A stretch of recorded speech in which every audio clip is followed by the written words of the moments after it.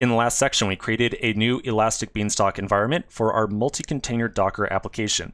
It looks like my application has successfully been created, but before we start working with this thing at all, I want to have a quick discussion on something that it seems like we kind of left out in all of our Docker run file stuff and all of our Travis stuff so far as well.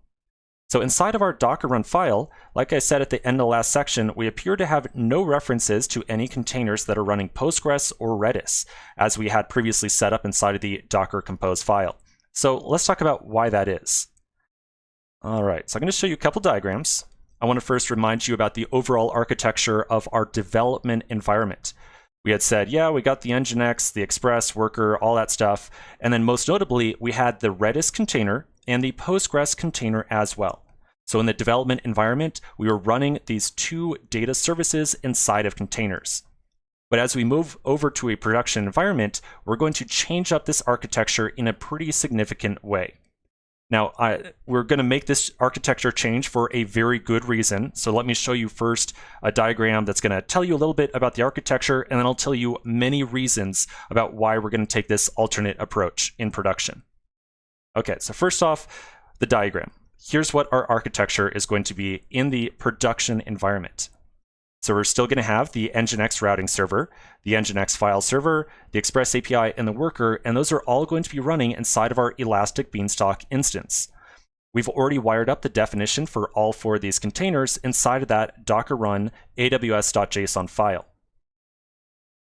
The instance of Redis and the instance of Postgres that are going to be serving data for our application, however, will not be inside of the Elastic Beanstalk instance.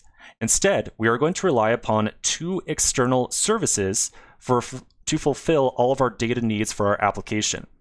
The two services that we're going to use are called AWS Relational Database Service, very frequently abbreviated as simply RDS, and Amazon Elastic Cache.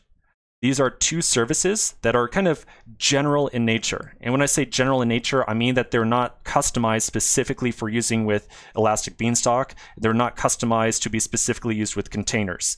They can be used with just about any type of application out there you can think of, whether or not it uses Elastic Beanstalk or whether or not it uses containers. So they are general data services that can be used with just about any application. All right, so let's talk about why we're going to be using these services to host our copy of Redis and our copy of Postgres. So there's a couple of very good reasons that we might choose to use these outside services rather than creating our own containers manually and using our own containers for housing Redis or our Postgres instances. So in the case of Elastic Cache, got a couple of very good reasons to use this service as opposed to making our own copy of Redis and hosting it inside of that instance. So first off, Elastic Cache is going to automatically create an instance of Redis for you. This is an absolute professional grade Redis. So it's got all the settings, all the configuration that you would ever expect to have in a production deployment of Redis. And the common theme here is going to be that there are many settings set up by default for you that are probably going to be very beneficial for your application that you might not even know exist. In other words, you and I might not be